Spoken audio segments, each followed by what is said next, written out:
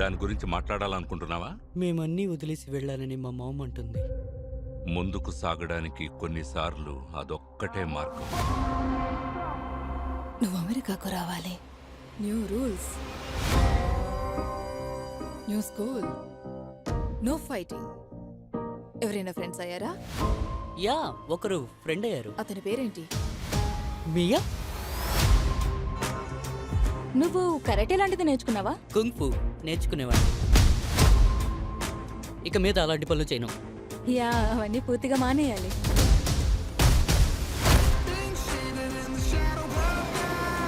ఇంతకీ ఈ ఫ్రెండ్ ఎవరు? కోనా, ఏం చేయకు.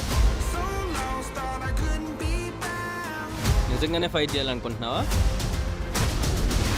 నువ్వు అలాంటి వాళ్ళతో అసలు పెట్టుకోకు. ఎవ్రీ ఇయర్ అతను 5 బోరస్ లో గెలుస్తాడు. అది సిటీలోనే పెద్ద టోర్నమెంట్. జీవితంలో ఒకే ఒక్క ప్రశ్న ఉంటుంది, పోరాడడం నిజంగా అవసరమా లేదా అన్నది. అయితే మనం వాడిని ఫైట్ చేయనిద్దామంటారా?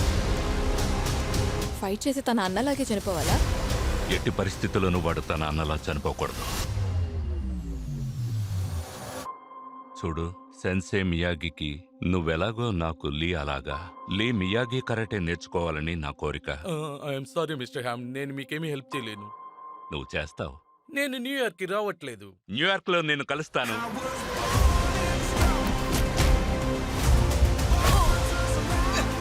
సెన్సే LaRusso. మనమే కరాటీ కిడ్నీ తయారు చేద్దాం. నీ మూలాలు కంఫూలో ఉన్నాయి, అర్థమైందా? మేము కరాటీతో దాన్ని మరింత మెరుగుపరుస్తాం. ప్రాచీన పద్ధతి, మియాగి పద్ధతి. ఓ, వీళ్ళిద్దరూ నేర్పిస్తారా? ఫోకస్! ఇది ఈ 2 కుటుంబాల చరిత్రను తెలియజేస్తుంది. ఒక చెట్టు.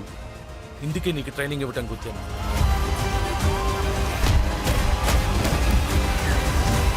నువ్వు దేనికోసం పోరాడుతున్నావో గుర్తుంచుకో. అది నీకు అర్థమైనప్పుడు నువ్వు సిద్ధం అవుతావు.